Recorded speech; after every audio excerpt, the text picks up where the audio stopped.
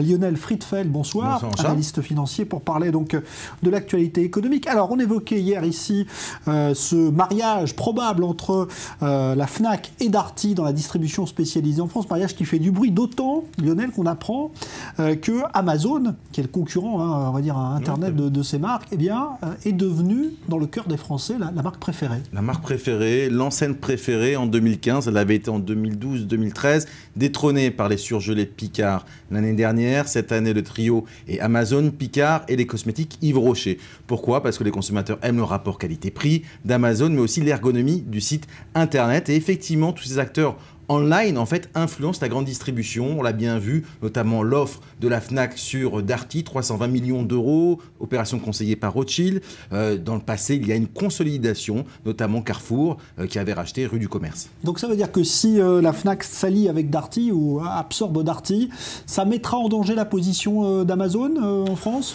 Relativement peu, parce qu'Amazon est tellement grand à l'international que vraiment Darty et la Fnac sont des acteurs franco-français. Bon, voilà donc pour cette étude qui montre donc à quel point, effectivement, eh bien, les habitudes de consommation ont changé. Alors, il y a autre chose qui change également, et vous l'avez scruté de près, Lionel Friedfeld, puisqu'avec Philippe Metoudi, vous publiez ce livre, pour l'instant c'est l'édition anglaise qu'on vous présente, Israel and China, de la route de la soie à l'autoroute de l'innovation, ce sera le titre, je suppose, en français, publié chez un éditeur américain, et qui raconte effectivement à quel point les liens économiques sont devenus étroits entre la Chine et Israël, ce qu'on n'imagine pas, on le voit évidemment aujourd'hui, mais ça s'est fait en combien de temps? De façon assez rapide. On voit des milliards se sont versés sur Israël. D'ailleurs, le rachat, par exemple, de Tnuva par le Danone chinois a été effectif. C'est comme si on avait racheté le Danone français. Quand Marte Shimagam, le numéro 1 israélien des engrais, se fait racheter, notamment par China Chemical, c'est des milliards qui sont en jeu.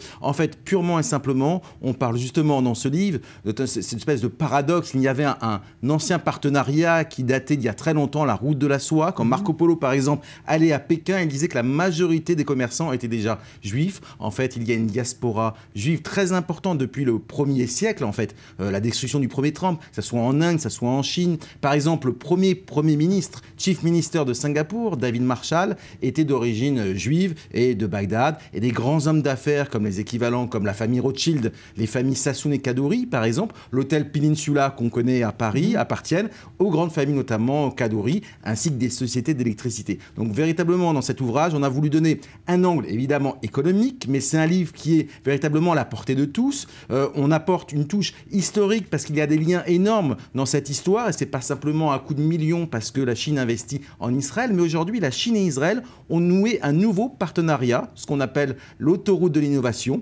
Israël est le nouveau centre de recherche et développement pour la Chine. C'est pour ça qu'il y a autant d'investissements, notamment dans des startups. Le groupe Hutchinson Whampoa a fait près de 30 investissements en Israël, beaucoup plus en Israël qu'aux États-Unis.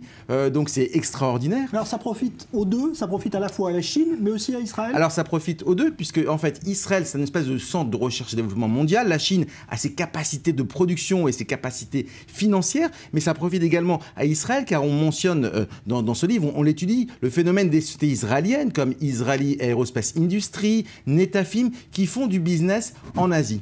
Et donc, véritablement, l'idée de ce livre, c'est de mettre le doigt sur ce phénomène qui est extraordinaire, parce que jusqu'à présent, en fait, la technologie était utilisée par les sociétés américaines. Il faut savoir qu'à partir des années 50-60, les groupes comme IBM, comme Intel ont beaucoup investi en Israël. Mais aujourd'hui, pour qu'une économie soit compétitive, il faut qu'elle ait de l'innovation, de la technologie. Les Chinois l'ont compris, les Singapouriens l'ont compris, la Corée du Sud l'a compris, le Japon l'a compris. Et ils rachètent aujourd'hui énormément de technologies Israël, en fait, pour se développer de la concurrence.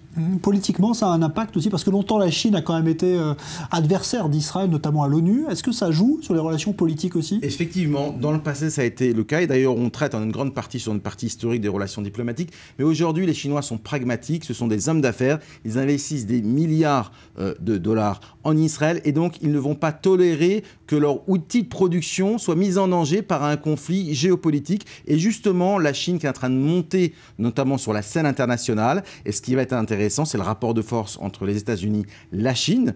Parce que la Chine aujourd'hui essaie de promouvoir la nouvelle route de la soie, en fait, qui part de la Chine et qui aille directement en Méditerranée. C'est pour ça que notamment, il y a énormément de ports, que ce soit Haïfa, Ashdod, qui ont été rachetés par les Chinois. chinois pour que la Chine puisse déverser en fait ses produits industriels.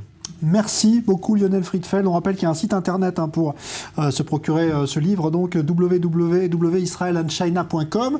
Je remonte la couverture, c'est vous qui l'avez coécrit avec Philippe Nicodime. Exactement, et ça sera disponible en français d'ici quelques semaines. Merci d'être venu nous en parler.